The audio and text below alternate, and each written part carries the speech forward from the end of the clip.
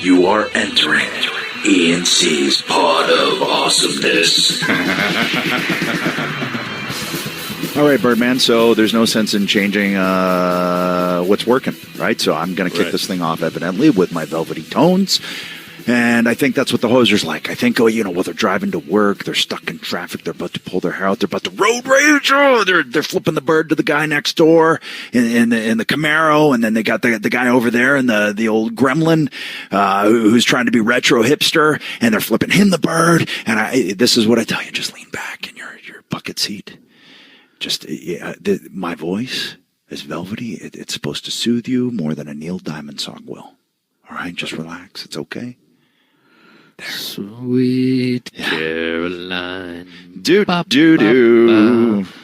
Good times never seem so good. we gotta set the tone for them, because that's what I'm hearing. Throughout my social media. Is that people listen to this at work, or when their boss is pissing them off at work, or when they're driving home from work and they just want to get home to the kids and they're stuck in traffic on the 405. Or if they're wondering how I'm going to put myself over in a certain week. That too. Because they know it's coming. They know it's coming. And, it's just like a porn star in the 80s. They know it's coming. Yeah, I mean... we had a big guest this week, EC3, who's been turning some heads on NXT, brother, who also had a very good run in TNA. And this is his second stint back with WWE. And, wait till he gets on. I'm going to find a way to put myself over with him, for sure. yeah, immediately, right? Oh, yeah. Get it out of the way quick, and there you go. Yep. So what's new? You're in England. You're in Jolly Old now? I am. I'm in London. Just hanging out with my UK peeps, I'm a man of the people. I'm walking around, hanging out. You're gracing them with your presence? Is that what you're trying to say? Yeah. My favorite thing to do is, because I do like to, kind of just, because we've done this before, where we come and we vacation and stay for an extended period of time, and you become like you live here, right? So you're doing normal things, and I like jumping on the tube, as they call it here, as the locals call it, and I like when people look like 2-3 times, and then wondering if it's actually me on the tube. It is, so you know. But so next time when you see him, you can still ignore him. Yeah. No, I don't ignore them. If they came up and talked, I would talk. But I meant they ignore you. No, they didn't ignore me. No. So, just so you know, when I'm in Ireland, I hop on the Dart. So you hop on the tube, I hop on the Dart, and I sit there and I talk to everybody. Yeah. No, it's great, man. London's great city. There was a huge fire yesterday over at the Mandarin Oriental Hotel. Okay. And I was sitting outside enjoying myself at a coffee, having a nice Americano. And I got up to walk in that direction, like 4 or 5 blocks down near Harrods here, which is a big department store. All of a sudden I see this black smoke billowing out of the sky, and I'm like, maybe I should just sit here for a minute and see what's going on. So I waited it out, but it turns out it was just like a big fire. Luckily, I don't think anybody was injured, so that was So you're the guy that goes, I don't know, there's danger ahead, I think I'll stay, instead of rushing in headlong and being a hero, damn it. That's the difference between you and me, man. Well, I mean, if I was there, I would have, but it looked like it was far away. So you always brag about doing a 7-minute mile, and you thought it was too far away. Yeah, it seemed far at the time. And it was hot. So, yeah. Can you do a 7-minute mile now, or is the dad bod stopping that? No, I could do it. But I think that, people were not rushing. Like, it was pretty well known. It was a fire. So, I couldn't really. How much bouncing is happening now when you're trying to do your 7-minute mile? None. I'm tight. No bouncing. You got it tight and right, huh? Hey, if it ain't tight, it ain't right, man. I'll send you a shirtless selfie later. No, you don't have to do that at all. I'll do it. You know what? You should tape it to your forehead and go on the tube. #no filter. Oh yeah, that's how I do it. I don't know how to use filters, so that'll be that too. You could do the not bad for 45 and do like a weird bathroom selfie. I have a question for you and for Mega Mac. Since we're all Mega Mac's hopping in here. Since we're all on social media. And yeah. I want to know, does anybody have a bad workout on Twitter or on social media? that would be a good idea. Had a like, shitty workout yeah, today. 'cause everyone's Check like, it out. "Man." And just like a picture of your gut totally sticking out, Yeah. the top button undone. Because Can't that's do honestly, it. like, that's why, honestly, I never, like, tweet anything about a workout. Because, like, I'm like, first of all, when I see it, I'm like, okay, cool, you had a good workout. And I'm like, I don't know if anybody would give a shit if I had a good workout or not. So, it's not a matter of the workout. They're trying to show off their body. That's what they're trying to do. But it made me think, like, everybody has great workouts on Twitter. Like, nobody ever just says, man, fuck, it was shitty today. I mean, Wasn't everybody feeling pretty it much it didn't happen. It didn't happen. Yeah, everybody pretty much has great everything. Right. There's no. So, Didn't quite hit my PR today, but you don't hear that. yeah. Maybe I'll start putting up pictures of me going to the gym and just getting home and throwing up or dropping the bar on myself or, Maybe me putting myself over on the podcast is like my version of the had a great workout. Yeah, I don't think you should throw any stones, vanity stones there, buddy. Yeah, I probably should. Yeah, But, vanity stones. I like that. See the magic that just spits out of my face there. What ones I do like because they're mildly disturbing and entertaining. If you're on Instagram and follow Carl Anderson and Luke Gallows. Oh yeah, they're funny. They're funny. Theirs Because is funny. if you know them, they're hilarious, right? Yes. So that's funny. Yeah. And just looking at like the looks on Gallows' face, like he's taking it Theirs so is good. seriously, but you know that he's like just a fucking buffoon. It's great. Yeah, and his body is eating his head. Yeah. He's so funny. Yeah. Yeah, I like those dudes. Yeah, we should have them on at some point, probably. We should. That'd be pretty ridiculous. Yeah, that'd be a good one. Brother. Lots of brothers in that one. Whoa. Oh man, there was so much brothering. A lot of brothering. Pod of Brotherness, brother. We could rename it for that week. We could. Yeah. Speaking of what we used to do for a living, and I guess what people expect us to talk about, you got anything? I got nothing. Neither, because I haven't been able to watch because we were doing our show, and I've been home and just basically playing catch up. And Ruby doesn't sleep anymore. Oh my God, not at all. Yeah, like not at all. Yeah, that sucks. Matt, why don't you talk to us about something that you want to know? And then wrestling related. I like how you didn't even care about the fact that I haven't slept in a week since I got home. Yeah. Anyway, Matt. Yeah. About something I want to know wrestling related. Yeah. Let's hear something. All right. Well, I asked you guys. No pressure. Yeah, I know. I asked you guys what you screamed when you were yelling at people. During segments. Curious about dinosaurs. Dinosaurs. Adam, where'd you get all your trench coats? You're pretty quick with that, so I think that's been burning inside you for a little while, hasn't it? I've thought about it. Well, I get asked that quite a bit, as a matter of fact, young Matthew, and I had them specially made by the seamstresses, by Julie Youngberg, to be specific. She made all my gear. And I would come up with an idea. I would draw something, or I would say, listen, I want it to look like Robert De Niro's face in Frankenstein. Can you do that on a jacket? And that's what she took that and ran and made it this kind of patchwork, leather patch, all kinds of different leathers, some distressed, some nice and soft, some just like, they're really cool. Yes, I still have them all. No, I'm not going to give them to anyone because I always get asked that. Oh, can I have one? Yeah, they're $3,500. Sure. How's that sound? You want to pay me for that? Yeah? No? You want it for free? Then you're not getting it. Yeah. Ooh, I'm fired up this week, man. You ain't getting that tax write-off, brother. And they weigh about 40 pounds.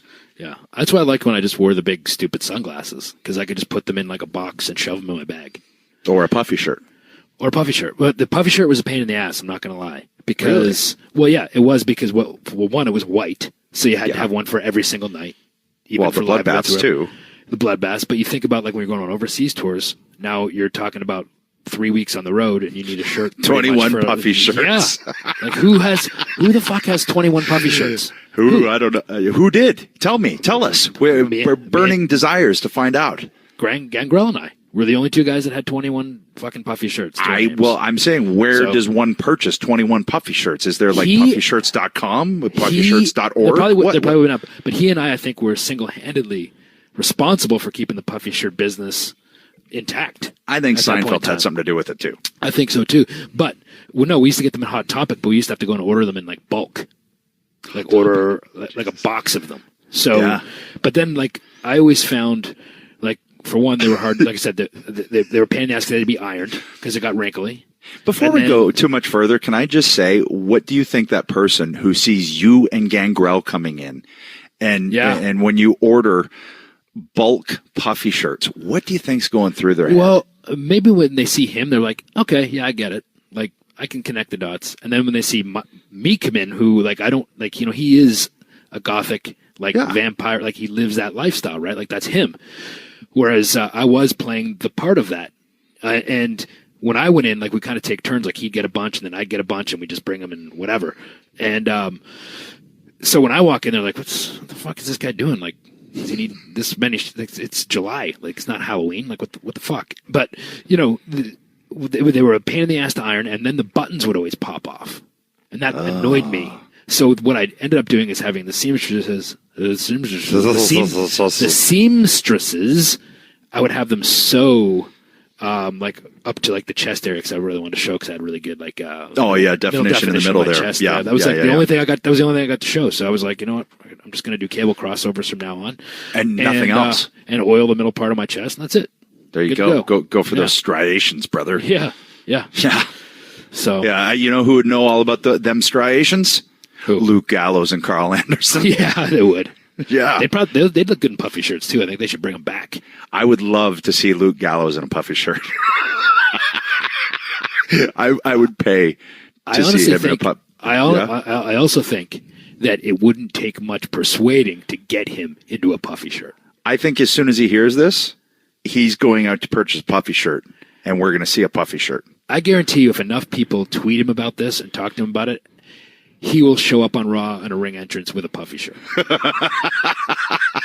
I don't know about that, but I feel like guarantee you will see somewhere Luke Gallows' huge cranium poking out the neck hole of a puffy shirt. Yeah. That's what I think. I still have a couple puffy shirts left in my closet. So, yeah. Yeah, I guess. Yeah. I understand. But they were a pain in the ass. Sunglasses, on the other hand, pretty easy. Throw them in a box. I remember how I came up with the sunglass thing. Is we were sitting. You came up with it. Here we go. Here's your first putover story. Okay. No, I didn't put it. I didn't say I came up with it. You were wearing like the cool. You just said it. Like you just said I came up with the sunglass thing. The big crazy ass sunglass thing. And it was actually, and I'm not even going to take credit for it because you were wearing the cool like black fly ones, and I was like, oh fuck, those are cool. I can't wear like those, and plus I don't look that good in them because I have a fucking tiny pea head. So what I did was, I didn't even do it. Like we were sitting at Denny's one night, and this guy came up and asked for an autograph, and he was wearing these big fucking ridiculous sunglasses. And I asked him, I was like, where'd you get those? And he said, I got them down around this corner. But he's telling me where he got them. I was like, dude, we're leaving tonight. I have no idea where that is. He goes, takes them off. He goes, here, they're yours. Bam. And I said, no, I don't want. I was just asking where you got glasses like that. He goes, I know, but you have them. I know where to get. And I said, no. Well, let me give you some money for it. He goes, don't pay me for it. He goes, but if you wear them on TV, it'll all be worth it. There you go. That's how it happened. So what I'm going to say now is with today's, we can get in touch with folks easier. Folks can hear stories like this easier. If dude with the shades and Denny's, was it Denny's you said? It was somewhere in California, yeah. Wherever. Somewhere in California, Denny's, and you gave a pair of shades to Christian. You were the one, yeah. Let us know. Because you were the beginning of Christian's fetish with crazy-ass sunglasses. Crazy-ass sunglasses. Yeah. They were a thing. They became a thing. There you go. Yeah.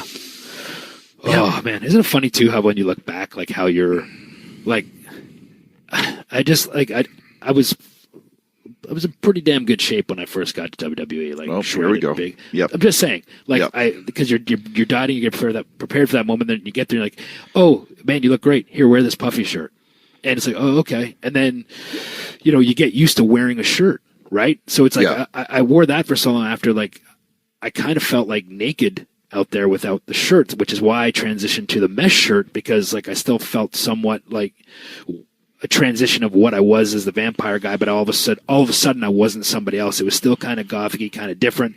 And then I kind of got stuck wearing it because it became kind of a crutch. And I look back now and I cringe at all these matches that I had with this fucking mesh shirt on. And, but, you know, and, yeah, you know, I guess I can see that. I look back at some pictures and I cringe because I look like a hot bag of milk. Like, I'm just like, oh, I wish I was wearing a shirt for that match. What the fuck? Like, because there was just that period where I stopped working out. Just didn't do it. Just didn't do it. Physique we've talked about. Yeah, right? I was a heel, brother. Yeah, it didn't matter. Yeah. Yeah. Yeah. Oh, nobody wants to cheer for a sloppy bag of yogurt. Right? Yeah. Right? And that was my mindset. That was why. Yeah. Edge. Yeah. I want to tell you something. Okay. It's pretty important. Fire away there, boy son. Okay. It's about Full Sail University's Dan Patrick School of Sportscasting. You see, legendary sportscaster Dan Patrick, you know him from the Dan Patrick Show, Sunday Night Football, the Olympics, and Sports Center. Well, he's teamed up with Full Sail University to offer an accelerated bachelor's degree in sportscasting. Hey, guess what? I knew that. See, Full Sail University combines hands-on learning, immersive projects, and faculty with real-world experience to prepare students for life in the media industry. And for the Dan Patrick School of Sportscasting, I mean, they brought in some of sports media's best to be a part of this program. Longtime ESPN producer and multi-Emmy winner Gus the Bus Ramsey is heading up the program. We know him well. And sportscasting pros such as Sage Steele, Jay Harris, Bill Simmons, and many more are involved. Students will learn sportscasting inside and out, on camera, behind the camera, podcasting, radio, interviewing, and everything in between. Man, so if we took this course, we would actually know what we're doing right now, which we have no clue. Good point. Gosh, we need to enroll. At Full Sail University's Dan Patrick School of Sportscasting, you can earn a bachelor's degree in about half the time, as short as 20 months. And you can choose to earn your degree online or on Full Sail University's campus in Orlando, Florida. To learn more about Full Sail University's Dan Patrick School of Sportscasting, go to fullsail.edu/awesomeness. So I did an appearance this weekend. Oh, yeah, how'd that go? It was good. And there was a dude that drove down with his son from St. Louis, which is like an 8-hour drive, and they came down and specifically just to hang out and and meet me and stuff. So it was that's cool. Very cool, very amazing story, huh? And they got down there like, well, this wasn't worth it. Yeah, what a waste that was. No, we had a great conversation. He told me some great stories, and also a reminder of, like, you know how I've always said, we just jumped around in tights. It's no big deal. And I still try to keep it in perspective that way. But he was also filling me in on how my character and what I did helped him through some really tough times. That's awesome. And you forget that sometimes, and it gets lost sometimes. Yeah. Like, and then I had this other woman come up to me, and she said, this is the only action figure that has survived the purge since my son's father, my husband, has passed away. Oh, gosh. Whoa. Wow. And then she started explaining that I was her husband's favorite wrestler. Mm-hmm. And her husband would always play me in the video games, and he would play his son, and they would play this video game together. And she goes, I think the reason the Edge action figure has survived is because it's a tie and a reminder of his dad. And I was like, oh, my God. I was trying not to cry. Yeah. It's emotional. And you think about that and go, wow, this, sure, it's entertainment and all of those things, but it can help people through stuff, or it can be a reminder of, something. So it reminds people of happy times too, right? Like he has those memories of spending that time with his father, and you hear that a lot. When you like, it's something that reminds me of this is what I used to do with my grandmother, or this is what I used to do with my father or my mother. Our family used to get together on Mondays, and all my buddies in the neighborhood, like people. It's something that brings people together, and that's cool to hear that sort of thing. Yeah. It was just a kind of a reminder, I guess, and great stories. But the whole reason for that was that this fellow that drove down from St. Louis with his son, they were listening to the pod, and I was like, oh, yeah, gosh, sorry. He's like, yeah, I just had to be careful and try and, I know. So we gotta be careful. We gotta be careful, Bird. We gotta curb it, man. Oh, these fudging marks. You never know how old they're going to be. His name was Titus. The little boy. Yeah. So, hey, Titus. Hey, Titus. Thanks for listening. don't use bad words. Yeah. So, it was, I feel like now I've caught up. Like, besides the fact that I'm not sleeping, like now I'm back home. Now I'm back in dad mode and, tutu dance parties in the morning and all that good stuff. It's great. Yeah, it's kind of cool. Same thing, except over here I got to get used to a 5-hour time difference, and but like settling in here, and we got my daughter in a few activities over here too, so it's kind of fun for her to get a little different culture. And there you go, there you go. Yeah. Oh, hey, and I'm just gonna say that last week Paul Smackage had theme music. He did. That was amazing, right? That everyone heard, right? How about like the response of like how much people love that song, and like Benny and the Banditos, like what a job they did doing that for Paul. I mean, he appreciated it, and actually, I just found a message in a bottle by the shore. Police? Yeah, that too. But Paul, I guess, had left it there before he started to swim.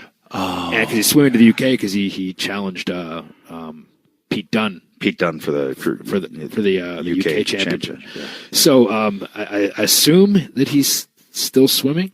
If he's hasn't rolled up like some sort of sea serpent or something, I don't know, a kraken.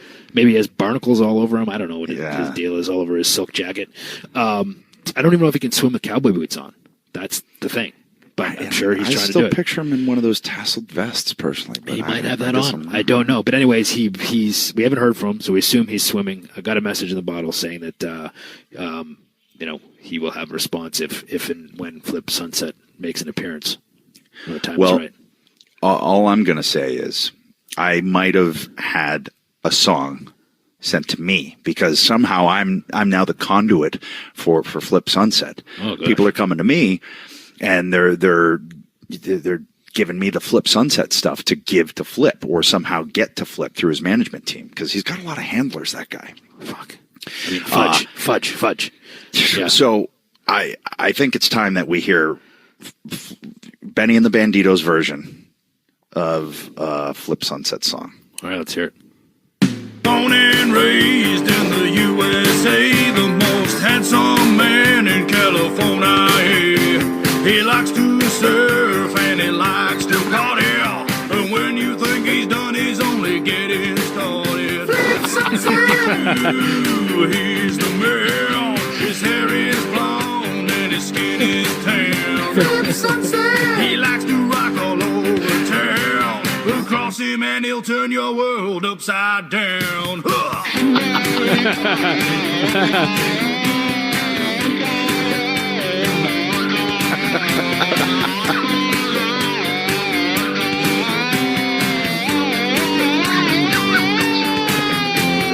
He's a king of the Golden State, and if he disrespected, he gets quite irate. In rolling hills or on the Sunset Strip, he'll grab you and he'll hit you with that sunset flip. Flip Sunset! Ooh, he's the man. His hair is blonde and his skin is tan. Flip Sunset! He likes to rock all over town. Cross him and he'll turn your world upside down. Yeah!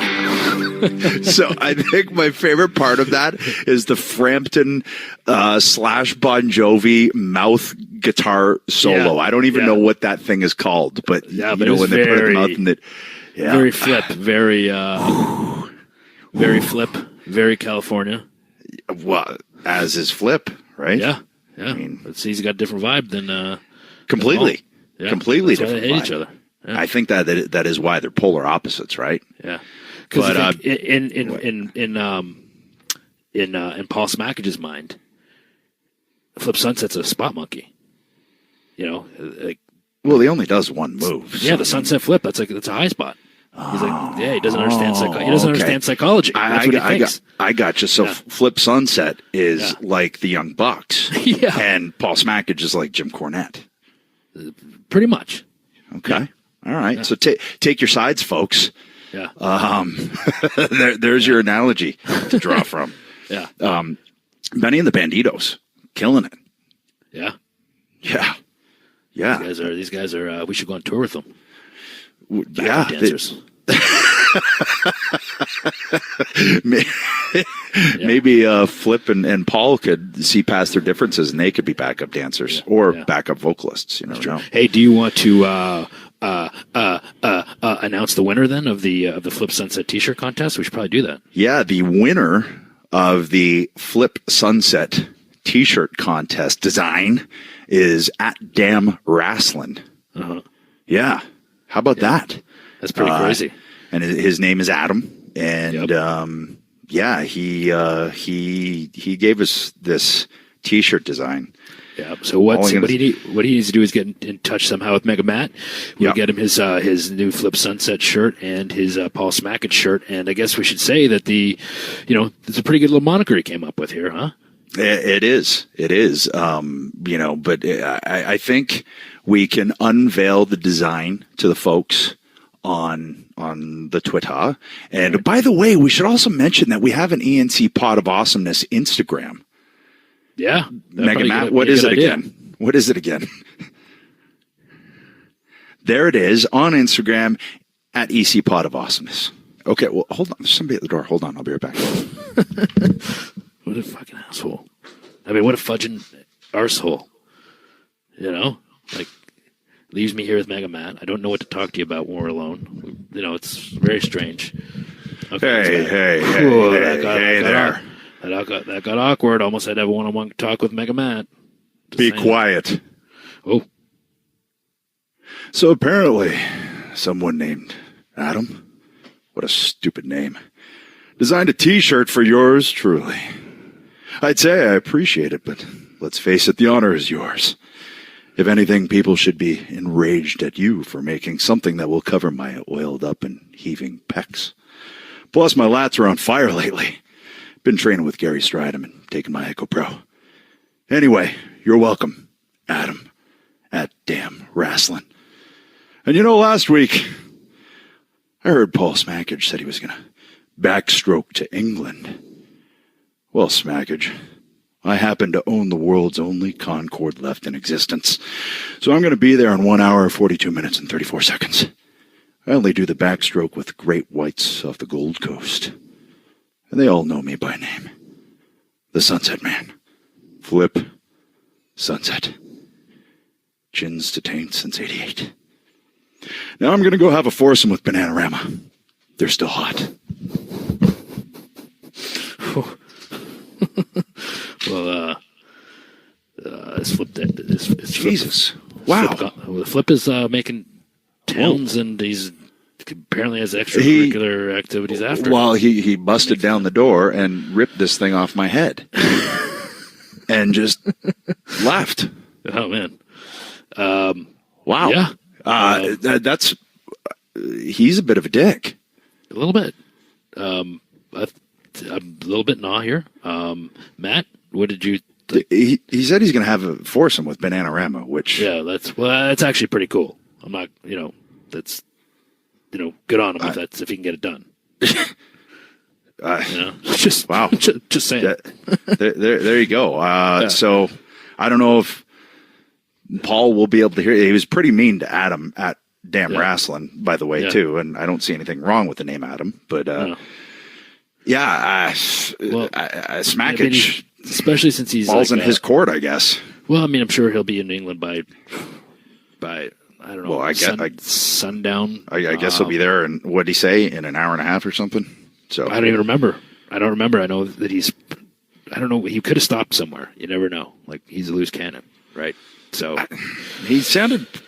I don't know. He didn't seem very loose. He just seemed to. No, I'm saying Paul's a loose cannon. Oh, he's a loose cannon. Yeah, because Flip does not seem like a loose cannon. No, he seems like he's got it all figured out. Yeah. Man.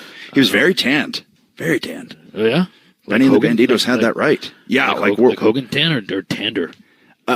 He kind of reminded me of Malibu from American Gladiators. Yeah, and you know what? Tander isn't even a word. I just made that up. Tander. He's more tander. He's more tander. Tander. So anyway, folks, Flip Sunset. Yeah. Fuck, it's on like Donkey Kong. Yeah. Well, we'll see what Smackage has to say next week. And threw down the gauntlet there. Yeah. Well, I mean, I guess we should Should we get to our guest now after that? Yeah. So we got a man who's been fucking. He's pretty tanned himself. I'm just gonna say. I'm pretty sure he'd be on Flip Sunset's side. I'm just gonna throw that up there. I mean, he's a pretty intelligent guy, and he's very tanned, so the possibilities are good. But so let's talk to him. Let's talk to EC3. Boom. Here we go. At Buffalo Wild Wings, they'll admit that they often go overboard with their limited time offerings. They just can't help themselves.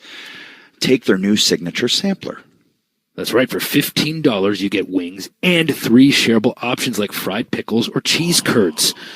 Then there's our aptly named over-the-top nachos. Ooh, it's like a battle royal for your mouth, brother. Ooh, over the top, that gets Paul Smackage excited. Oh, he's rolling people up in that battle royal. Oh, he never wins one. Anyways, a literal mountain of crispy tortilla chips loaded with your choice of pulled pork, honey barbecued, grilled chicken, corn jalapenos, and more. You had me at fried pickles, man. Then top it all off with the new Platinum Margarita. Go overboard with Buffalo Wild Wings today. Wings. Beer. Sports. You beat me to it. Available for a limited time only while supplies last. Please drink responsibly. I was going to say that part.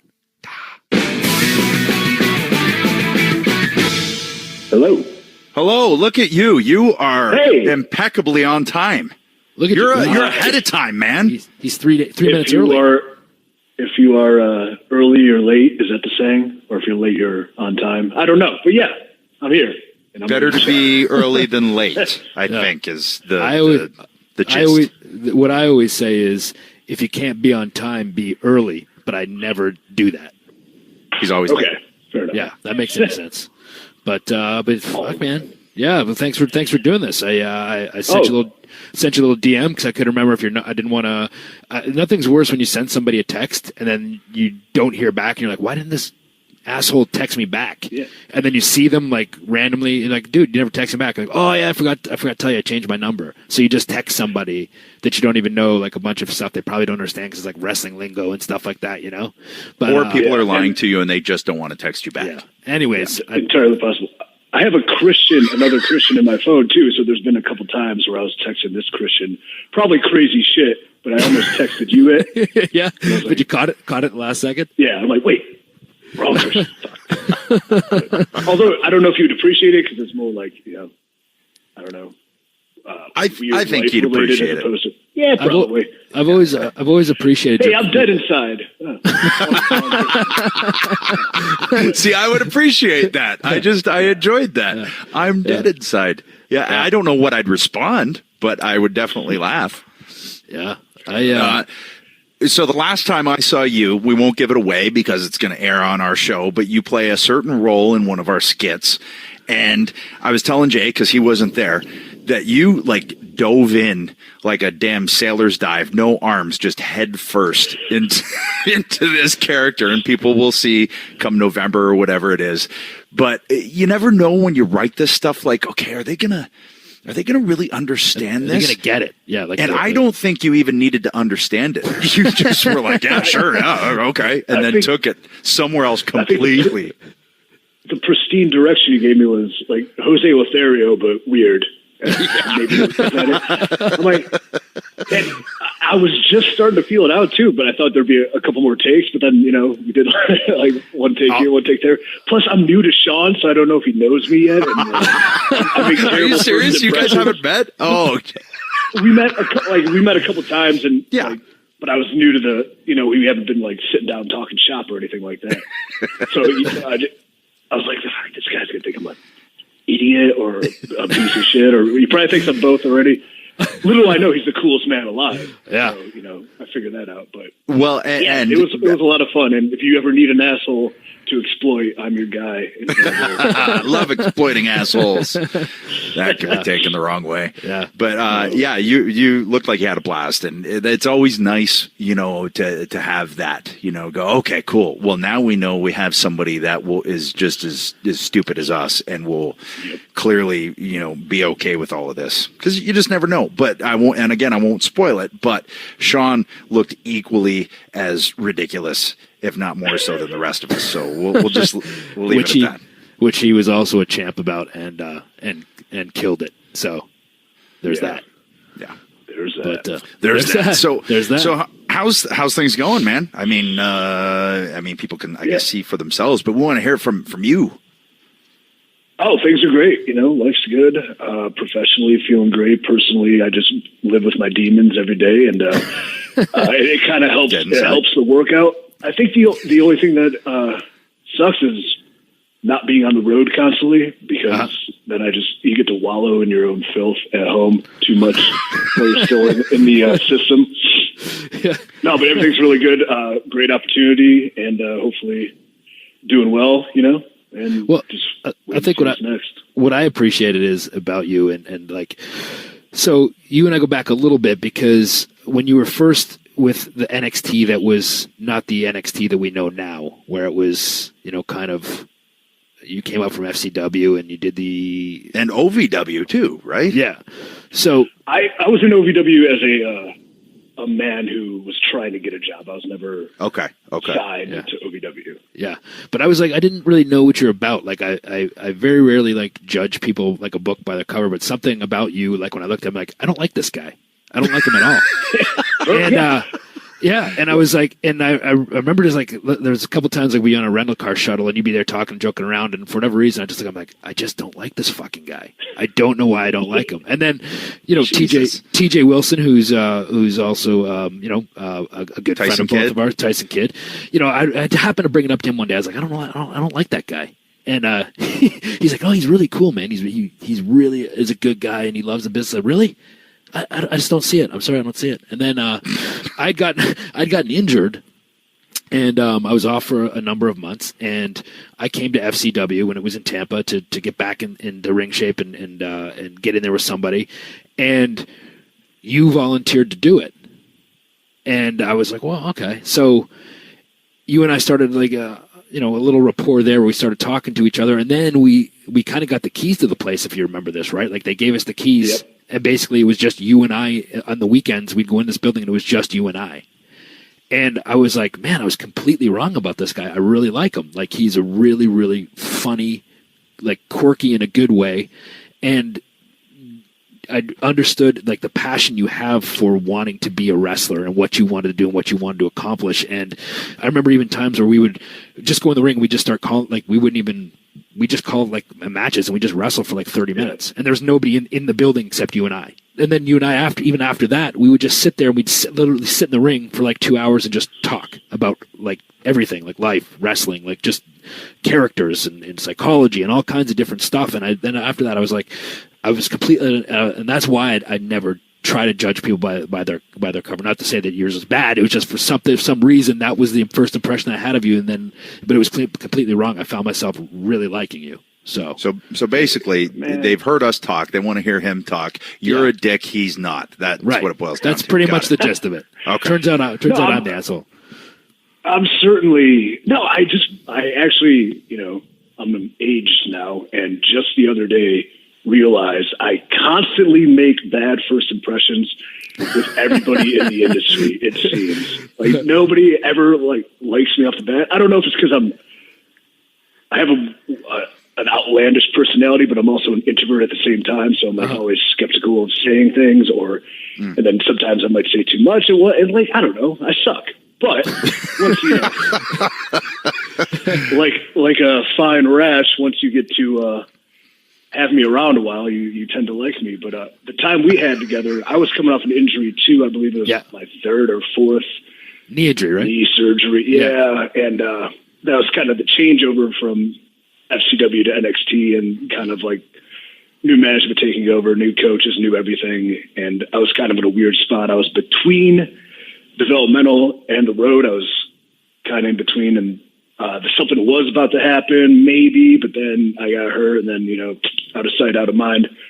But I akin the time we spent together, those few, whether it was a couple months, I believe, as like really being a catalyst for opening my eyes to the industry, the business, and learning so much just based on hanging out with you and rolling around with you and like calling 20 to 30 minute matches on the fly with falsies. I mean, nothing out of control, but just the ability to adapt on the fly and learn under your tutelage, under your wing, and then to get treated to ice cream afterwards. That's right. I forgot. We went to ice cream. Yeah. Yeah. And what a the serendipitous notebook style love story. I was going to say, let's just paint this picture. So you guys roll around together by yourselves in a ring for 30 minutes. Yeah. Then you go have ice cream. No, then we sit down. We have a deep talk for a couple hours. You forgot about that part. A deep talk and then ice cream. And so basically what this, again, boils down to is the fact that you go in and do all of this for him and he buys you ice cream. I will do anything for ice cream. Fair enough. Yeah, it was a large. It was large. Just like I figured out I make terrible first impressions, I just figured out I think the podcast has already started. Oh, it has. Right? It started a long time ago. The second the phone call started. Yeah. See, here's how ours is different in that, I think others have this pre-prep thing. Yeah, we don't. We don't have a plan. We don't have any kind. We got nothing mapped out, man. Yeah. We're flying by. Our balls are hanging out. Yeah. Oh, man, yeah. I was joining the boys. Here they go. Slap them on the table. They're out there, Jerry. Yeah. But anyways, what I was trying to say is I really enjoyed that time, and it showed me the passion. And it wasn't too long after that you had been released, and I remember being really bummed out that you had gotten released. And in my head, though, I was like, well, this guy loves the business. He's not going to quit. I know that. I think that it's one of those situations where he's going to leave and go be bigger somewhere else, and then he's going to be a bigger deal when he comes back, and that certainly seems like that's what's happening now. Yeah, I mean, as much as that sucked, it was, at the time, the best thing that could happen to me for a numerous amount of reasons, and, what a better time and a better opportunity now. I feel, I don't believe in, say everything happens for a reason, and that in a sense, but the way everything panned out, played out, worked out, damn, I couldn't be happier or more excited about what's to come and where it's going. And I don't know if you remember one of our talks, because one of our talks was a long talk about your time as Christian Cage in TNA, too. Uh-huh. And you kind of give me the lay of the land there. Because I also, being injured, knowing, I know the industry, I'm probably expendable right now. So we did talk about that quite a bit, and you gave me some heads up. And then I remember, I think it was Dusty's funeral. I saw you, and you came up to me like, I had no idea you were Dixie Carter's nephew the whole time. Me neither. Yeah. I am. Yeah. No, and well, I mean, how did that after? So, with you grew up in Cleveland, right? Yeah. So, when you first broke in, where was it that you were training at, and what was the path? First of all, that even getting to WWE from there. I mean, I started independently under the tutelage of a man named J-Rock in Cleveland. Outside of Cleveland, this local independent promoter, Eddie Edwards, not the Eddie Edwards, but his name was also Eddie Edwards. Imagine that. There's two people named Edward Edwards in the world. Opened this little wrestling school on the east side of Cleveland in a auto repair garage. It was basically a 16-foot ring inside an 18-foot building with a toilet in the corner. And when I walked in my very first day, there was already a freshly laid piece of poop in that toilet. Ooh. So it's the first thing I saw was a ring. The second thing I saw was shit in a toilet. Shit. And the third thing I thought was, well, this is my life now. So, but, started pretty humbly on the indies. My independent training was fairly good. I wasn't, ripped off or exploited. I got a pretty good learning experience from that. Kind of did local indies. I was never the supposed guy who hit as many towns for $20 and, stuff like that, because I had to work to support myself as well at the time. And I worked in the service industry, bartending and, waiting tables. So weekends were I needed to pick and choose my spots. But what got me in the system was meeting Tommy Dreamer at an indie, and he did a seminar prior to the show. And that's what I had a decent look and could work a little bit, athletic. And he kind of hooked me up with a couple extra gigs. fast forward, it's 2006 with Raw. I got my first match. It was on Sunday Night Heat. I got beat by Big Vis. And I just remember walking down that aisle for the very first time and knowing that there was nothing else I could ever do in my life, that if I don't do this, I would be a success. Like, if I don't do this, my whole life's a waste. My whole life's a failure. If I don't pursue this to the fullest extent. So that's kind of my beginning. Tommy Dreamer and I think William Regal seem to be the two names that we hear the most in terms of, either helping them out or giving them kind of the inroad into this. Would you agree, Jay? Like, how many times have we heard that? I mean, you'd be like, just like that. I didn't even know that Tommy had no clue. But it seems like, Tommy has a real eye and for talent, and he cares about talent, and he cares about people, because he is a fan at heart, and he can spot when people are passionate about it and want to make it and want to go far. So he always kind of extends himself to help people in that respect, I find. And that's why he's found so many people you see kind of stepping up to the kind of top spots nowadays. And he's not afraid to, say, "Hey, I found that guy too." Yeah. Yeah. He's getting something out of it at the end. But yeah. Now put he's your the balls clear on the table. Yeah. He's the clairvoyant that saw all this talent. The rest of us missed it. Great. Yeah. Thanks, Tommy. Yeah, but those are the two names that I always hear, a lot of. So now when you're in Cleveland coming up, do you ever run into Ziggler and Miz at any point? Gargano, because Cleveland now is becoming a damn hotbed for you guys. Look, a lot of talent has come from Cleveland. We also have Ray Rowe, who's part of the War Raiders down at NXT from Cleveland. I didn't know he was from Cleveland too. Oh, okay. Yeah, man, it's a C-Town boy. Wow. But as far as running into them, maybe if we, secretly went to an indie show, I'd run into them. But they're more from the west side, and I'm more from the east side, so I'm a little bit more in that retrospect. But at the same time, I see them enough, so Yeah. West side, east side heat. Oh. So how long after doing that little spot with Big Vis does the FCW thing kind of come around, or is there a little bit of a gap there? If you read my Wikipedia, it's full of lies and falsehoods.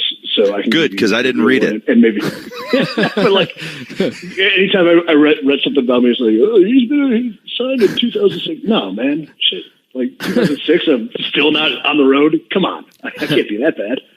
But what was it? I probably did that Heat match in 2006. After that, I caught the bug to the fullest fever, and that's when I moved to OVW to do Rip Rogers training, where he had the intermediate class that you paid money for, and hopefully you got to get intermingled with the signed developmental talent, which I got a little bit of that, but that got cut short because I tore my ACL. So I moved home.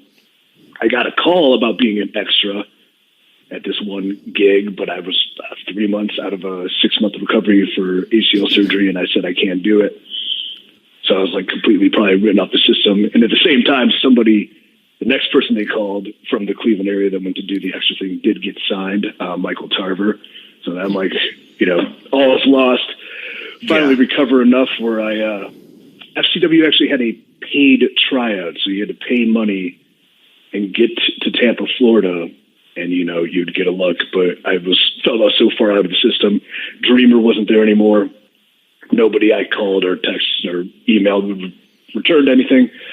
So I paid $1,000, bought a plane ticket to Tampa, tried out Steve Kern's FCW, and I got signed out of that. So that was about 2009, I believe, is when I started with FCW. Again, another recurring theme that, at least when we have people who are fans of the industry before they tried to get into it, is that they don't take no for an answer, and to kind of bet on yourself and get that plane ticket and shell out the $1,000 that you probably didn't have to just try and get in front of eyeballs. And people ask me, what do I do? What do I do? It's stuff like that you do. That's what you got to do. Especially if you're not 6'7", 300 pounds. That's what you're going to have to do.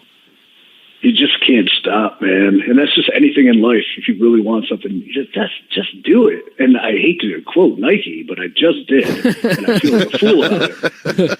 But I mean, yeah, what do I have to do to this? Well, I mean, this, and this. Yeah, but what? Yeah, but do it or don't. Like, yeah. Yeah. Anytime you hear the but, I immediately go, okay, that person is not going to be the type of person that can do this, because you start throwing buts up and you're already, throwing up excuses for yourself for failure. Right. Like I always called it. There's a difference. Oh my God. Let him talk, Jay. Let him talk. Go ahead. I had a terrible joke, and I don't even know if I can say it now. Say it. There's a difference. Okay, I'll try. There's a difference between but and buts. Okay. No, actually, that makes a ton of sense. But I was going to say, like, I call people like that, and I've called them before, like he's a butter, right? So it's like they ask you for your advice. They don't really want the advice. What they want is for you to tell them what they want to hear. So they feel like they're doing something correct, even though, or they're going down the right path. If that makes any sense, I mean, like, to really get better, you have to be able to take and handle criticism and want to hear criticism to improve yourself. Correct? Correct. And I mean, we're all guilty of probably buts in our life too. I mean, buts are probably what got me fired in the first place. I didn't. There was a sense of complacency. There was a sense of, but like, I'm not going to get this shot because of this. Yeah, and then you know what? You get fired, you lose it all. Your back's against the wall. You refuse to accept no for an answer. You refuse to let anyone dictate how you're going to live your life or how you're going to make your living or what you want to do. Then you go out and you kill it. You throw that but away and you just go, buts. Yeah, I mean, the best revenge is, on anybody is success, right? So it's like when you went through your first kind of phase down there in FCW / the NXT, and you got the call that you're being released. Were you like, did you have a moment where you felt sorry for yourself? Was there all kinds of different emotions? Like, were you mad? Were you like, okay, I just got to pick myself up and keep going, or I'm going to quit? But no, I'm not. Like, what kind of range of emotions did you feel when that happened? Because like I said, I know you're a lifelong fan. Every one of those all at once. It was kind of like, it's not like I was surprised, but at the same time, it was still, I don't know. I'm trying to like equate the shock and what it felt like. And it's something like, you don't know if you're awake or you're dreaming all of a sudden. Anything that's like drastic, life changing that happens out of nowhere. It was a very bizarre feeling. Mm-hmm. And the toughest call, it wasn't tough for me just knowing the industry, knowing how things were lining up, and I can complain and bitch about people or the past or whatever, but at the same time I could see it from every perspective. But like calling my dad to tell him, calling my girlfriend at the time to tell her, like, that was the hardest part. Yeah. The second hardest part is the building I got fired in when I got the call was a gym. And then the very first independent show I did post-firing in front of 73 people for $50 was in the same building, ironically. Man. So I'm like, what a kick in the stones. Yeah, man. Like, that lat pull-down machine is exactly where I got fired, and now I'm in the ring. God, who did I wrestle? I don't know, but it was terrible. I'm like, what am I doing with my life? What's college again? Let me take a look at that. Yeah. But at the same time, it sounds like you're the kind of guy, and I just cut you off like I was getting on Jay about doing. But I'm going to guess that anytime you start to get, there's no way you're going to get complacent, because you're going to think of that lat pull down machine. Yeah, I live in Orlando now, but I was in Tampa the other day, and I drove by it, and it was just like, I forgot, what's the profanity rules on this thing? You can say whatever. Fuck that lat pull-down machine. It was on Hillsborough. You should go in and buy it now. Just like, how much for that lat pull-down machine? I want to buy it. Just take it. Buy it, put it in your own personal gym, and just that way it's always there, and then just do the whole stack. Say, yeah, lat pull down machine. Yeah. Who's crying now?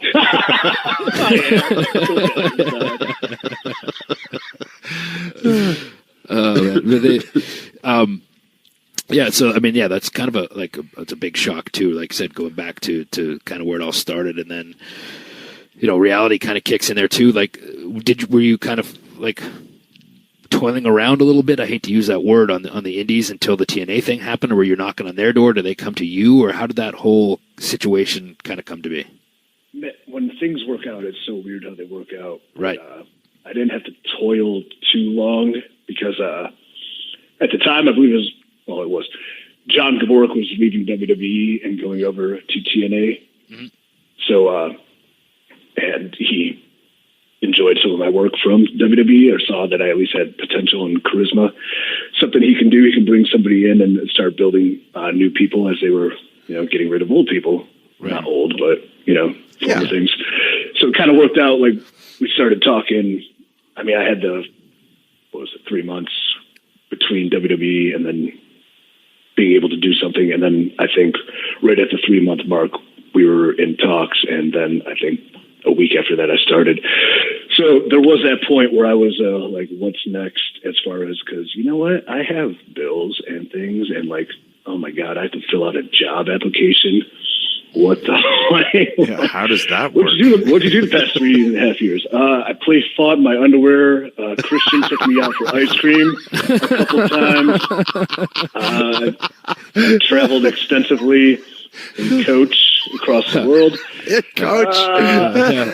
And I used to have long, crappy, curly hair, but I cut it off right. And I have a hat that says meat on it. And I have a hat that says meat on it. I'm taking that. I'm actually looking at that hat right now, ironically enough. I would love to see that resume. Like, if you ever actually typed that out and printed it out, that'd be frame that and put right beside the lat pull down machine. Man, what a joke. Holy hell. So anyway, so you get to TNA. How do you feel? Like, are you like in your mind like, right, I'm gonna prove to myself, I'm gonna prove to everybody, I'm gonna prove to WWE, I'm gonna prove to TNA that they're taking a shot at me and that they're doing the right thing? Like, what's going through your mind? I think it was probably in that order, and that's no disrespect to TNA and the opportunity they gave me, but I think I'm better motivated when I have a vendetta. Yep. More than I have happiness. Like, I'm driven by angst, anger, depression, vengeance. There's your T-shirt. Thoughts. Driven by angst. As opposed to like being driven by happiness and teamwork and effort and good vibes. It might work for the New Day, but I don't think it would. Yeah. I wish it could be the other way, but it was like, first off, I have to prove it to myself. Secondly, I have to prove it to any offhanded BS comment I might have received from, someone that was evaluating my career and saying, I can't do this. Third, I have to prove it to WWE as a whole. Fourth, I have to prove it to the people that are putting their faith in me and giving me this golden opportunity. Sure. Right. So, yeah, kind of went in that order. And it's funny. I mean, you guys are fairly successful professional wrestlers / sports entertainers. To an extent, I would say. Did pretty decent. Did okay. Did right. When you get pitched ideas, sometimes aren't they just like cringeworthy, stomach churning, and you kind of have to grit your teeth and say, all right, yeah. When I had the call with TNA, they had the idea of this, the character that's the rich, entitled nephew of the owner, and the second I was hearing that, I'm like, this is good. I can really do this very well. And, started thinking, so it was a rare occurrence where I'm like, and that's exciting. Yeah. Like, whoa. Yeah. Yeah. Because if you don't have to make lemonade and it already, is, then you can at least, and it could be different for everybody. Like for me, I might have gotten that idea and went, oh man, I'll make the best of it, but it might not work for me. Here's the thing too with an idea with a concept like that one is you kind of know right away that they're going to put something into it because of it. Yeah. Well, you're not just a guy coming in and saying, hey, this is a new rich entitled guy. You're the nephew of the owner of the company, who is, I believe she was a heel persona at the time, but I mean, you know that they're going to give a good spotlight to that. And at that point, it's going to be up to you whether this thing works or not, right? Exactly. And then at the same time, there's creative freedom in the sense that, if somebody else came in as that character, it would be completely different than if I did it or if you did it. Or anyone did it. But yeah, I mean, like, I know for a fact, the owner likes to be on television. So the nephew of the owner will probably be standing by her while she's being berated and booed and hissed at and thrown things at. Like, Yal would be right there just soaking it in. And, couldn't have been better. And what a foil to play with. My sweet Andy. Bless her. I like something I like that you did that it was kind of a unique thing, and I've always said I like that you're not afraid to take chances and you do like kind of things that come by feel instead of forcing things. I remember watching it and the crowd was chanting, "You can't wrestle," and you just kind of turned and went, "Oh yes, I can." And like it was like acknowledging that fact. Some people don't. They just kind of give a good look or say, "Oh, shut up!" But you like every time they chanted, "You can't wrestle," you're like, "Yes, I can." Like you kind of gave it back to them, which was pretty funny. I disagree. I'm very good. Yeah, I was hoping those. Yeah. I almost wanted to work in NXT just to get those chants again, just so a wider audience can see that. But at the same time, I need to be champ, so I can't really go out there and suck on purpose. I mean, I could really try. I just naturally suck. Yeah. But, we'll see. But I mean, the good thing is too, right? It was like at a time too when you said there was some people moving out, some big names were kind of, and they realized that they were going to have to start making their own stars, which they had done in the past with guys like AJ and Samoa Joe and things like that.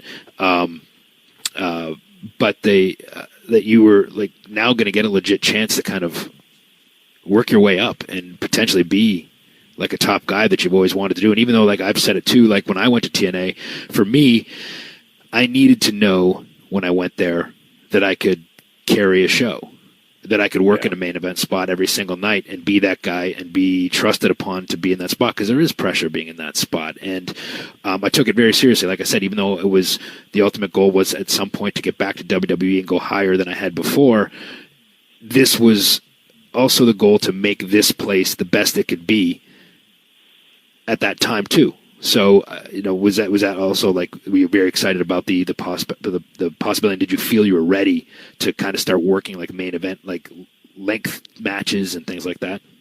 Walking in, absolutely not. I was not ready, but I had the forward thinking to know I would be, and like, if properly with a proper build and just a couple of the right opponents, that I would be right there. And that's all I ever needed was that opportunity to grow a little bit. And I was definitely given that. And what's funny is, like you mentioned, carrying a show, carrying segments, all that stuff. It's hard to, especially over at TNA, it was hard to judge how you're doing via the business wise, because, the business part was always so haphazard, or, you never, like, it's not WWE, it's structured. So you don't know how you're doing merch-wise, ratings-wise, stuff like that. But at the same time, they keep throwing you out there, and you keep carrying segments that are seemingly, doing well to good, and that just breeds confidence. And then being with the right opponents, like I got programmed in there with guys like Ken Anderson, Sting, Bully Ray, Bubba Ray, all the way up to finally getting to work with Kurt Angle. I mean, that was my dream match one day, was to have a world title match with Kurt Angle, and I got to build all the way up to that. So what really actually set it apart too was I got to not carry, but Rockstar Spud, aka Drake Maverick, and I got to carry an angle that, we're both in the same kind of boat, trying to prove ourselves, love the business, passionate, thrive. Like, we worked together, and then we were getting to work opposite each other, and we kind of had this angle where, we were best friends, and then I turn on him because I'm a shock. I'm a dick. Who knew? Building up to a big hair versus hair match in the UK, but they put a lot of faith in us in that angle, and we kind of structured a lot of our own like twists and turns, and we really got to tell our story with that. And whether it's because they didn't have 15 writers dipping their hands in it, whether it was because the business was the main focus and they're just trying to keep the doors open, that this stuff can go by the wayside. But we had 3 months to test ourselves and push our own story and, succeed. And after that was done, I was like, I have the confidence I can do this with anybody at any time. So that was a really real big growth, so to speak. Well, and like even just some of the names you said, because let's face it, if you're in FCW or if you're in the first incarnation of NXT, you're going to be probably working people with around the same amount of experience. And now you're working Sting and Kurt Angle and, Jeff Hardy and Ken Anderson. Like, these are guys who have made their mark. And what did you pick up? And Bully Ray and all these guys. So, like, what did you pick up from, like, just the putting stuff together with them, being out there with them? Was there a difference, or did you already find, like, oh, okay, I was on the right path, or wow, they just, hit me with a spotlight here and now I get it?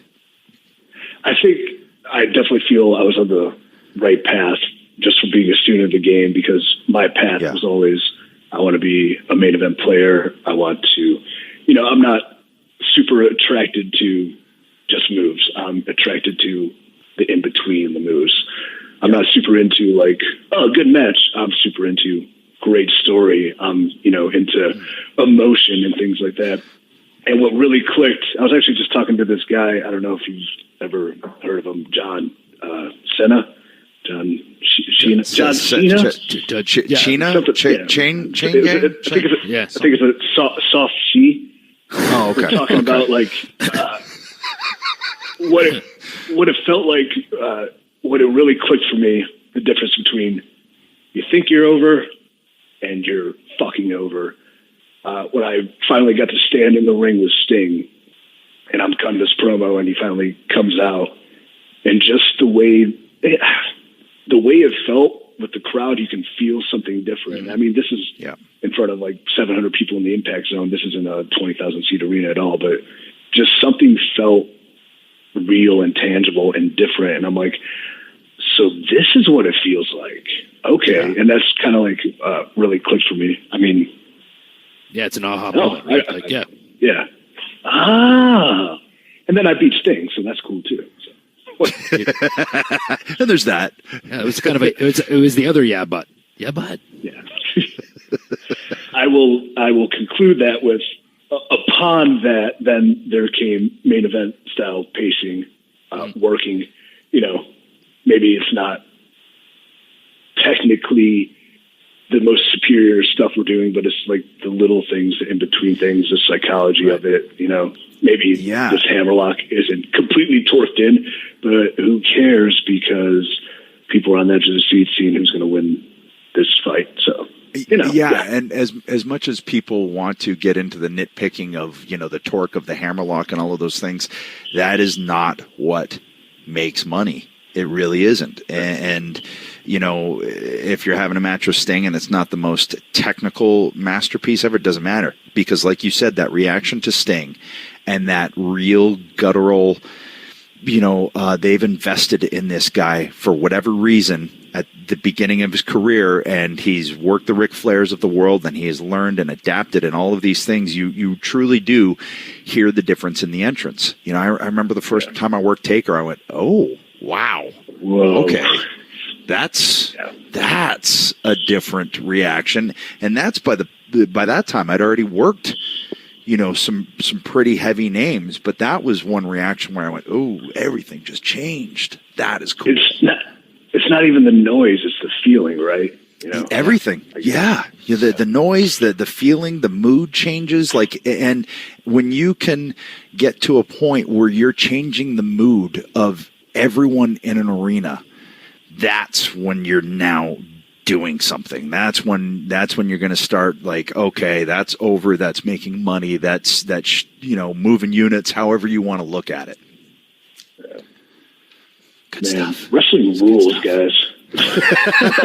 See, look, you're happy now. You're not feeling dead inside. You're feeling all alive and skippy and happy. This is the end of your career. Now you're happy. It's all over. End of your career. I'm not Are rich you yet. kidding? Hey, you guys need a third man? Yeah. I got a great resume. I'll send you away. So, well, talk us through the process then from TNA, back to NXT. How that works. Well, one question. Spit it out. I just had one question though. Because you did end up winning the TNA, the World Championship, right? So, how satisfying was that moment for you? And you're like, oh, you know what? This is building back to, this is the top of here. This is, I always try to put top it like of that this. food chain, right? Yeah, but that you still want to go higher. So, how satisfying were you? Was that still motivation to kind of, all right, I've done this, now it's time to keep going and get back, to where I was? Was that what you were looking to do? I would say, at that point, it wasn't so much to get back here at that point, because, they just put their biggest thing on me, and they had faith in me. So I was definitely 100% focused on being the flag bearer and hopefully taking that company to a level that's sustainable. I don't think it would have gotten back to where it could have been, but at the same time, make sure it's successful. But winning that, it was validation. It wasn't just validation for, losing out on this opportunity. It was validation for every stupid bump I took. It was validation for jumping off a sawhorse in my backyard. It was validation for, paying $1,000 to Eddie Edwards the First and seeing my career in his toilet the day I walked in. It was validation for making crazy drives and being paid no money and working for free. It was validation for tearing my ACL twice, my meniscus once, dislocating a patella. It was validation for getting knocked down countless times, but getting back up. It was a real, it was a moment. And if you ever watch that match, I'm not saying anybody needs to go back and watch it, but I win. And what I always hated was what a villain, he wins the big one, and their real personality shows, and they, they have real emotions, they want to cry, or they cry, or it's just you're a bad guy, you shouldn't do that. But there was 1 second where you could see it in my face where it kind of was a realization, and then I went back to being a smug pile of shit. But for that one moment, and then when the cameras went off, my mom and dad were there, and I gave them a nice hug, and it was man, I'm getting all misty-eyed thinking about it. But it was excellent. I then treated people to the bar to shots. Apparently MVP was right there saying, "Oh, you're the champ now, you got to buy everyone shots." So I did that. Had a good fine night. Woke up with a bottle of Jameson and the title in my hands. Nice. Feeling like hell, but had to get back to work. And then, after, I accepted that victory, I cherished it. And then the next day was, what's next? Let's go. Yes. Yeah. You need that moment to just kind of soak it all in. And okay, now what? Birdman, being the boss of this show, I've found that hiring is a challenge. But there's one place you can go where hiring people is simple, fast, and smart. A place where growing businesses connect to qualified candidates. That place? ZipRecruiter.com. See, ZipRecruiter, and I know you said you're the boss, but being the grand poobah of this podcast, ZipRecruiter sends jobs to over 100 of the web's leading job boards, but they don't stop there. With their powerful matching technology, ZipRecruiter scans thousands of resumes to find people with the right experience and invite them to apply to your job. As applications come in, ZipRecruiter analyzes each one and spotlights the top candidates so you never miss a great match. Like us, we're perfect together. I don't know about that, Birdman. But ZipRecruiter is so effective that 80% of employers who post on ZipRecruiter get a quality candidate through the site within the first day. With results like that, it's no wonder that ZipRecruiter is the highest rated hiring site in America. And right now, my listeners, our listeners, Mega Matt's listeners, E&C's Pod of Awesomeness listeners can try ZipRecruiter for free at this exclusive web address, ZipRecruiter.com/awesome. Awesomeness. That's ZipRecruiter.com/awesomeness. That's AWESOMENESS. Man, I'm great at spelling. ZipRecruiter.com/awesomeness. ZipRecruiter, the smartest way to hire. So now what ends up becoming NXT? So back to my previous question, and it is a very good point for Jay to not, for me to not brush past your world title win. But what's the process from world champion in TNA to now you find yourself in NXT? Yeah, I mean, I became champ, had a run with it, then lose it, win it back, run with Hardys, and it was kind of in a weird time within the company, especially. I think it was like the closest to like nobody knows what the hell's going on because there's always rumors and speculation around it, and we were never really abreast. It could be real or it could be facetious. We never knew, and all we could do was do our jobs, and we did them well. But then go from heel, run as a babyface for a while, and then management changes once, twice, and then finally a third time. There's new ownership, and at the same time in my life, I'm like, no, things were, I don't know, my life plan did not work out, and I can just probably leave it at that as far as like personal things. I thought I had it figured out, obviously didn't. And I'm looking at everything, and I definitely needed a change, and the time seemed right. I loved the company. Impact was great. Even the new management was nothing but wonderful and accommodating, and I had a really sweet deal, but at the same time, I've done it, and short of, I don't know what else I can do here besides this company becomes number one, which is not going to happen at all with me. I have unfinished business that I have to seek. Like, Goodwill Hunting, man, I had to go see about a girl, except that girl was named Vincent Kennedy McMahon. No, but I had that. And she is so hot.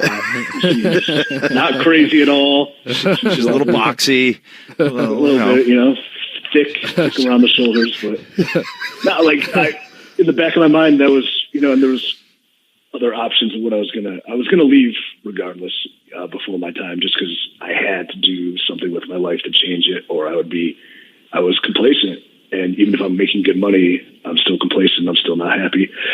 So, it is nice to be, paid for, and what we do is hard. So when you're compensated the way that you deserve to be, it's good, but you also shouldn't be completely 100% motivated by money, I think. And that's when you lose sight of what it is that you're doing in the business. And I think that if you follow your gut instincts more and your passion more, that will all take care of itself, if that makes any sense.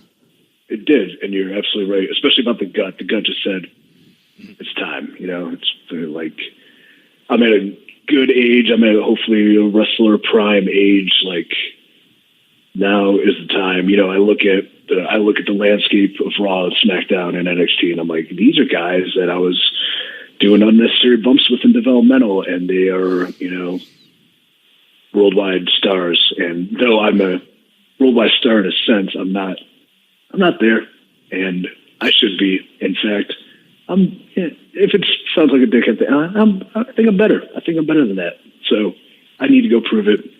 And I asked Impact for I asked them if they're at the same time they need to cut costs. They need to bring new people in. Like, what else can I do? They know that. We know that. It was very mutual understanding. I love them dearly, and I hope the best for them. But I had to go to grow. Ha! What a rhyme. Oh, there you go. You got a lot of T-shirts on this already. Man, driven by angst, go to grow. Cunning linguist over here.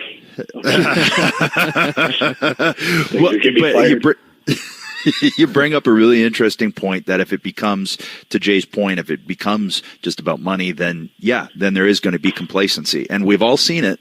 We've all seen the guys that get those big cushy contracts and they've done some stuff in their career and then they become complacent. And it can be an easy thing to do, but it sounds like you're not doing that and, going for that challenge and trying to, conquer this thing that you want to conquer. So you get to NXT, Now you have this wealth of experience working like the guys we talked about, the Stings and the Bully Rays and everything. And how does it feel to be back now?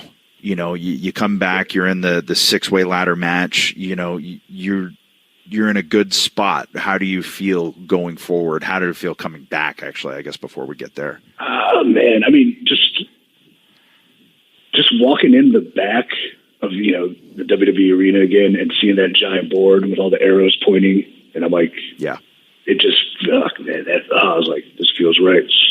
And then I walk in to, you know, I think I came back at Wells Fargo in Philly.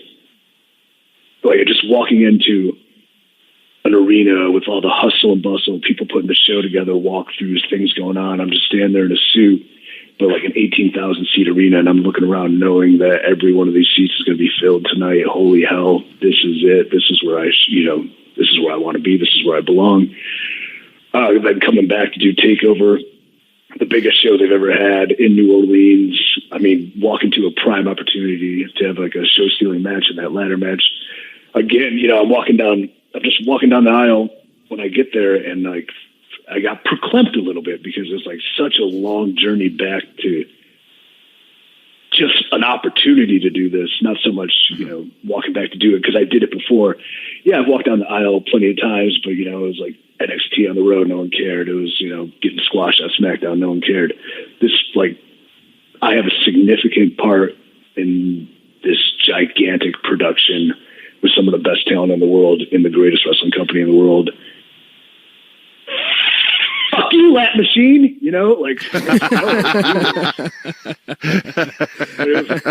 was like, again, that serendipitous sort of vindicative feeling, but we do the match, and it was a gigantic, you know, shit show of awesome.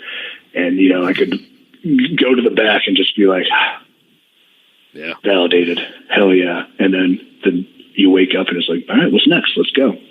Now, did you have, when you came back, was there any kind of reservations, or were you obviously, like, I know when I came back, I was more confident myself, and I felt like, I think I'd matured as a person, as a performer, and I felt like I was more equipped to handle certain situations. Did you feel the same thing, or what were your nerves like, or were you just like, no, this is where I'm meant to be, and it's time to do my thing? It was both, like, exactly how you said is how I wanted to approach it and felt like I was going to approach it. But then sometimes, you know, when I walked back in, like if I pop in the Performance Center, or if I'm, you know, doing a live event on the local shows they will do in Florida, and, you know, you get critiqued, you know, it like, when I first started getting critiqued again, because in Impact it's always, for better or worse, it's like, hey, good job. You filled the time. Good job. I'm like, that wasn't a good job. Or, yeah, it was a good job. Like, I know if it's a good job or not. Right. Like, one of the main reasons I wanted to come back too is, you got to go to grow. You need people telling you suck. You need people to tell you this sucks, this sucks, this sucks. This could be better. This could be better. Mm-hmm. And you didn't get that as much over there. So getting that again, I found myself immediately when I came back. Maybe not the ladder match, but other things, regressing into the mentality I had before I got fired, where I'm like worried about everything, or I'm like over analyzing everything. And then at about a month in, I like just relax. You know what you're doing. You know the big picture stuff, and I know the little things that I've always kind of, I'm all right at. That, work on these, because there's no, you know, just work on these little things, because I already feel like I have the big picture mentality. Not totally, because I only get that working with people that are better than me, but at the same time, exactly how Jay said it, you know, I'm equipped, I'm confident, I've done this, maybe not this, but I've done a version of it, and just trust your gut, trust your instincts. Yep. And this time I'm not afraid to fail, and I'm not afraid to be bold and follow what I think is right, you know, which I think is a mentality that does lack, maybe even there still to this day, where people are just, you know, punching the clock and happy to be there, or they don't want to rock the boat. I don't care about rocking the boat. I've already been fucking shot off into the sun in a rocket. You know? I've already blown up in the fireworks factory. Like, I've already been killed off, in a sense that there's nothing that it can't happen. Like, it can't happen again, because it won't happen again, because I believe in myself this time. So to speak. And one of the points that you brought up there is a great point is not having the fear of failure because it opens you up to take chances. Yep. And in this business, the great stuff happens with chances taken. You know, Austin 316 promo, that's a chance. And you heard the instant reaction. Flipping the bird the first time or did pick. You know when it happens. You've seen it and went, whoa, man, he's flying without a net. She's flying without a net. Like, they're just trying stuff, and it's stuck. And that's because there's no fear of failure. It's like, hey, I've already been here, and I know what that's like. And I made it through that. You know, we talked about Drew McIntyre a few times on the show. We had Drew on the show, and that's what I think he's doing right now, too. And you can just tell, you get a sense like, oh, that performer has no fear in their delivery, and they're just going for it, and that makes a big difference. Did you have captions for the podcast when Drew was on it?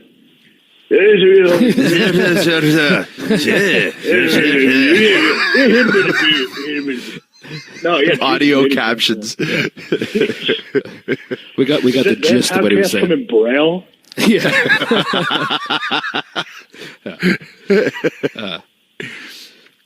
What were you saying, Jay?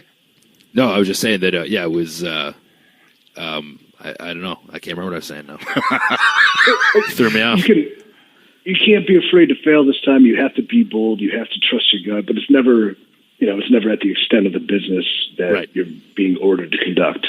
And at the same time, if I go out there and I really believe in this thing and I do it and it fucking sucks, you got to be the one that accepts the accountability for it. You got to you got to own it. Yeah. There's a difference between taking a chance and going into business for yourself. As long as you are within the parameters of taking care of the business that's asked of you, I think you can take chances. That's my opinion. Yeah.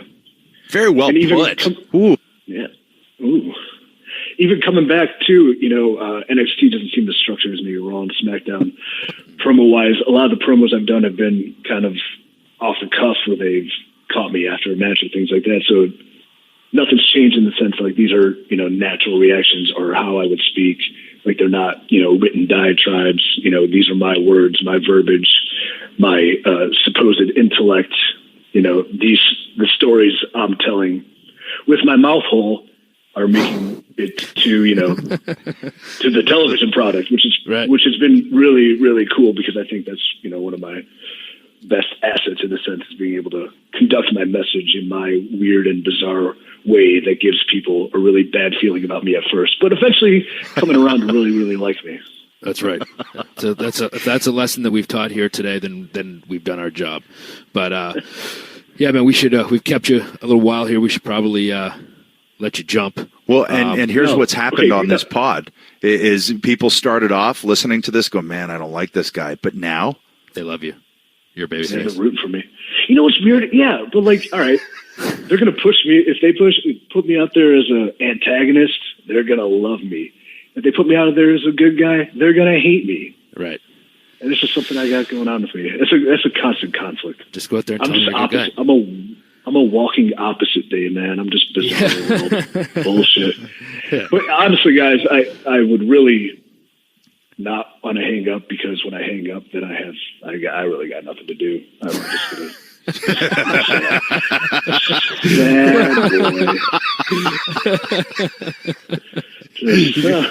Man, that was awesome. Like, and then the highs would come down and be like, Christian, you guys want to? Like, I got nothing. You want to go get ice cream?